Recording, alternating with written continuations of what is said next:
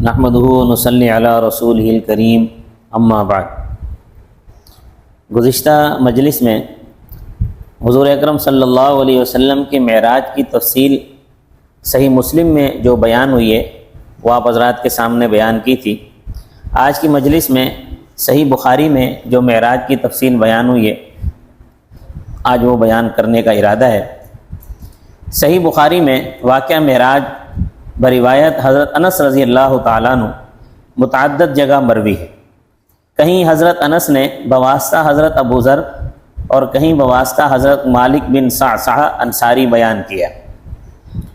حضرت انس رضی اللہ تعالیٰ عنہ نے حضرت مالک بن صعصعہ کے واسطے سے بیان کیا کہ رسول اللہ صلی اللہ علیہ وسلم نے ارشاد فرمایا کہ میں کعبہ شریف کے قریب اس حالت میں تھا جیسے کچھ جاگ رہا ہوں کچھ سو رہا ہوں۔ میرے پاس 3 آدمی آئے، میرے پاس سونے کا تشت لایا گیا جو حکمت اور ایمان سے پر تھا۔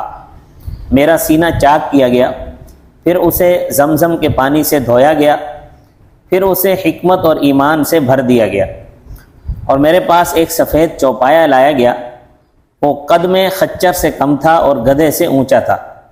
یہ چوپایا براق تھا۔ میں جبرائیل کے ساتھ روانہ ہوا یہاں تک کہ قریب والے آسمان تک پہنچ گیا۔ حضرت جبرائیل علیہ السلام نے آسمانوں کے خازن سے کہا کہ کھولیے۔ اس نے سوال کیا کہ آپ کے ساتھ کون ہے؟ جبرائیل نے جواب دیا کہ محمد صلی اللہ علیہ وسلم۔ اس نے دریافت کیا کہ انہیں بلایا گیا ہے؟ جبرائیل نے جواب دیا کہ ہاں انہیں بلایا گیا ہے۔ تو اس پر اس نے مرحبا کہا اور دروازہ کھول دیا، اور کہا گیا کہ ان کا آنا بہت اچھا آنا ہے۔ ہم اوپر پہنچے تو وہاں حضرت آدم علیہ السلام کو پایا۔ میں نے انہیں سلام کیا، انہوں نے فرمایا مرحبا من ابنی و نبی، بیٹے اور نبی کے لیے مرحبا ہے۔ پھر ہم دوسرے آسمان تک پہنچے، وہاں بھی جبرائیل سے اس طرح کا سوال جواب ہوا جو پہلے آسمان میں داخل ہونے سے پہلے کیا گیا تھا۔ جب دروازہ کھول دیا گیا تو وہاں عیسیٰ اور یحییٰ علیہ السلام کو پایا، انہوں نے بھی مرحبا کہا۔ ان کے الفاظ یوں تھے کہ مرحبا ہو بھائی کے لیے اور نبی کے لیے۔ پھر ہم تیسرے آسمان پر پہنچے، وہاں جبرائیل علیہ السلام سے وہی سوال جواب ہوا جو پہلے آسمانوں میں داخل ہونے پر ہوا۔ وہاں یوسف علیہ السلام کو پایا، میں نے انہیں سلام کیا، انہوں نے کہا مرحبا بک من اخ و نبی۔ پھر ہم چوتھے آسمان تک پہنچے، وہاں بھی جبرائیل علیہ السلام سے حسب سابق سوال جواب ہوا۔ دروازہ کھول دیا گیا تو ہم وہاں اوپر پہنچ گئے، وہاں ادریس علیہ السلام کو پایا، میں نے ان کو سلام کیا، انہوں نے بھی وہی کہا مرحبا بک من اخ و نبی۔ پھر ہم 5ویں آسمان پر پہنچے تو وہاں بھی جبرائیل علیہ السلام سے حسب سابق سوال جواب ہوا۔ دروازہ کھول دیا گیا تو ہم اوپر پہنچے، وہاں ہارون علیہ السلام کو پایا، میں نے ان کو سلام کیا، انہوں نے بھی مرحبا بک من اخ و نبی کہا۔ پھر ہم 6ٹھے آسمان تک پہنچے، وہاں بھی حسب سابق جبرائیل علیہ السلام سے سوال جواب ہوئے۔ جب دروازہ کھول دیا گیا تو ہم اوپر پہنچ گئے، وہاں حضرت موسیٰ علیہ السلام کو پایا، میں نے انہیں سلام کیا، انہوں نے بھی مرحبا بک من اخ و نبی کہا۔ جب میں آگے بڑھ گیا تو وہ رونے لگے۔ ان سے سوال کیا گیا کہ آپ کے رونے کا کیا سبب ہے؟ انہوں نے جواب دیا کہ ایک لڑکا میرے بعد محبوس ہوا، اس کی امت کے لوگ جنت میں داخل ہوں گے جو میری امت کے داخل ہونے والوں سے افضل ہوں گے۔ دوسری روایت میں ہے کہ اس کی امت کے داخل ہونے والے میری امت سے زیادہ ہوں گے۔ پھر ہم 7ویں آسمان پر پہنچے، وہاں بھی جبرائیل علیہ السلام سے حسب سابق سوال جواب ہوا۔ جب دروازہ کھل گیا تو ہم اوپر پہنچے، وہاں حضرت ابراہیم علیہ السلام کو پایا، میں نے انہیں سلام کیا، انہوں نے فرمایا مرحبا بک من ابن و نبی۔ حضرت آدم علیہ السلام اور حضرت ابراہیم علیہ السلام نے مرحبا بک من ابن و نبی اس لیے فرمایا کیونکہ آپ ان کی نسل میں سے تھے۔ باقی حضرات نے مرحبا بک من اخ و نبی فرمایا، من اخ و نبی فرمایا۔ اس کے بعد بیت المعمور میرے سامنے کر دیا گیا، میں نے جبرائیل علیہ السلام سے سوال کیا یہ کیا ہے؟ یہاں ایک بات ذہن میں رہے کہ حضرت نوح علیہ السلام کے بعد اہل تاریخ نے لکھا ہے کہ حضرت ادریس علیہ السلام حضرت نوح علیہ السلام کے دادا تھے، اور حضرت نوح علیہ السلام کے بعد حضرت آدم علیہ السلام کی جتنی بھی نسل چلی تھی وہ سب حضرت نوح علیہ السلام سے ہے، لہٰذا آپ صلی اللہ علیہ وسلم بھی حضرت ادریس علیہ السلام کی اولاد میں ہوئے۔ لہٰذا انہیں بھی مرحباً بکا من ابن و نبیین کہنا چاہیے تھا۔ اگر اہل تاریخ کی یہ بات صحیح ہو تو اس کا جواب یہ ہے کہ انہوں نے اخوت کا ذکر مناسب جانا، کیونکہ حضرات انبیاء علیہم الصلاۃ والسلام عہدہ نبوت کے اعتبار سے بھائی بھائی ہیں۔ تو خیر، جبرائیل علیہ السلام سے سوال کیا گیا، فرماتے ہیں آپ صلی اللہ علیہ وسلم کہ میں نے جبرائیل علیہ السلام سے سوال کیا بیت المعمور کے بارے میں کہ یہ کیا ہے۔ انہوں نے جواب دیا کہ یہ بیت المعمور ہے، اس میں روزانہ 70,000 فرشتے نماز پڑھتے ہیں، نکل کر چلے جاتے ہیں تو کبھی بھی واپس نہیں آتے۔ پھر میرے سامنے سدرۃ المنتہا کو لایا گیا، کیا دیکھتا ہوں کہ اس کے بیر ہجر کے مٹکوں کے برابر ہیں، اس کے پتے ہاتھی کے کانوں کے برابر ہیں۔ ہجر ایک جگہ تھی عرب میں جہاں بڑے بڑے مٹکے بنائے جاتے تھے۔ سدرۃ المنتہا کی جڑ میں 4 نہریں نظر آئیں، 2 باطنی نہریں اور 2 ظاہری نہریں۔ میں نے جبرائیل علیہ السلام سے دریافت کیا، انہوں نے بتایا کہ یہ باطنی 2 نہریں جنت کی نہریں ہیں اور ظاہری 2 نہریں فرات اور نیل ہیں۔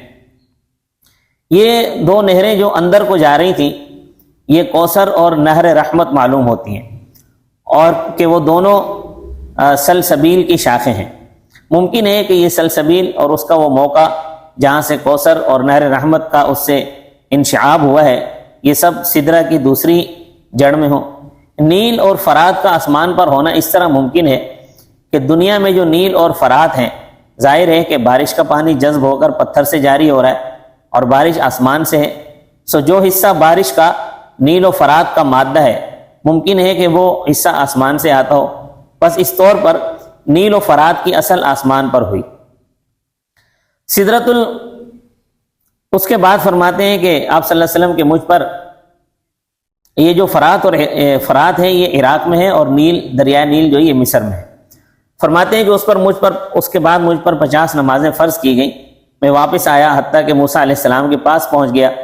انہوں نے دریافت کیا اپنی امت کے لیے کہ آپ نے کیا کیا؟ میں نے کہا مجھ پر 50 نمازیں فرض کی گئی ہیں۔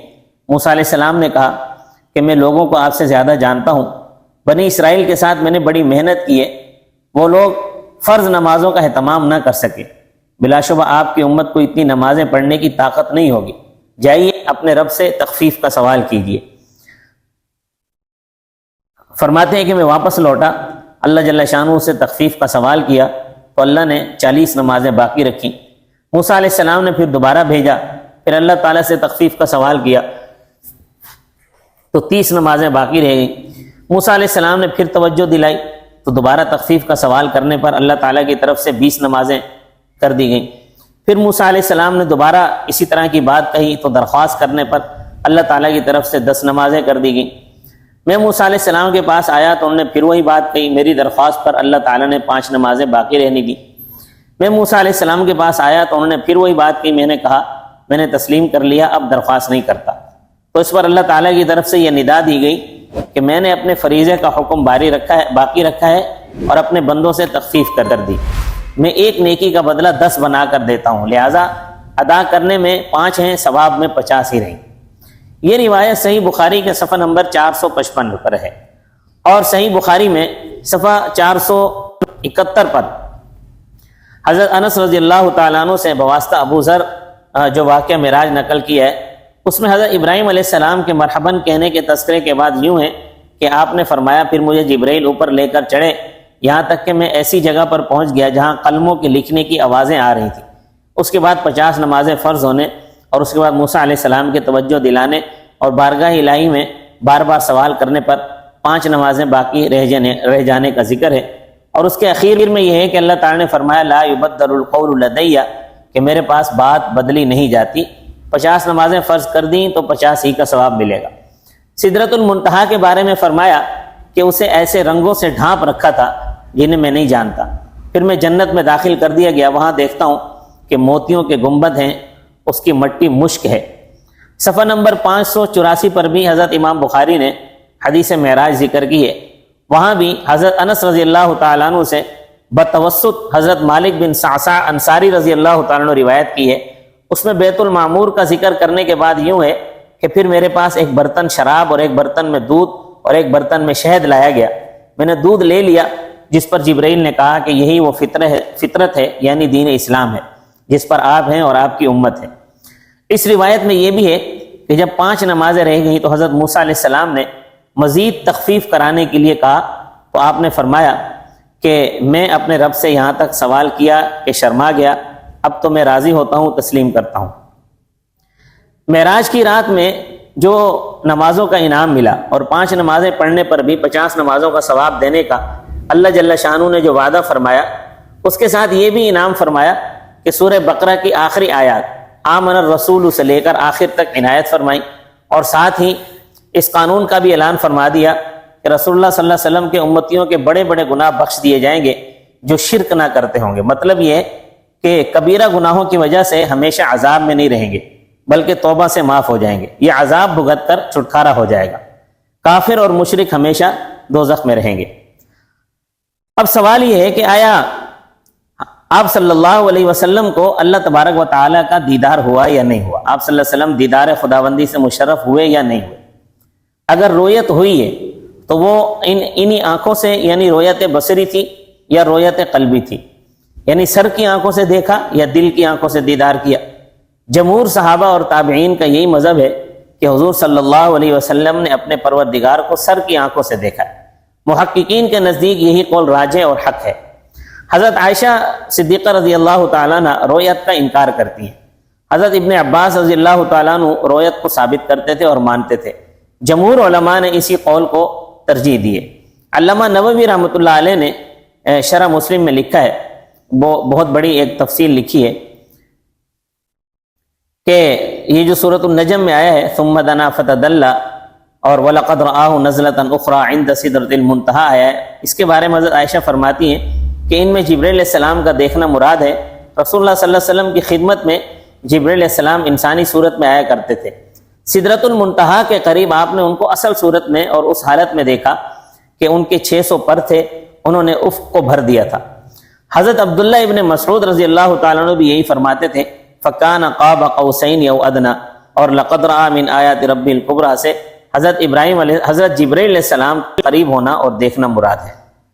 اب جب بیت المقدس پہنچنا اور پھر وہاں سے آسمانوں تک تشریف لے جانا، مکہ معظمہ تک جانا، پھر وہاں سے واپس آ جانا ایک ہی رات میں ہوا، تو واپس ہوتے ہوئے قریش کا ایک تجارتی قافلے سے ملاقات ہوئی جو شام سے واپس آ رہا تھا۔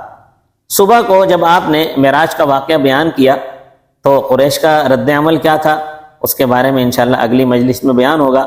اللہ تبارک و تعالی مجھے اور آپ کو حضور اکرم صلی اللہ علیہ وسلم کی سیرت پر عمل کی توفیق عطا فرمائے۔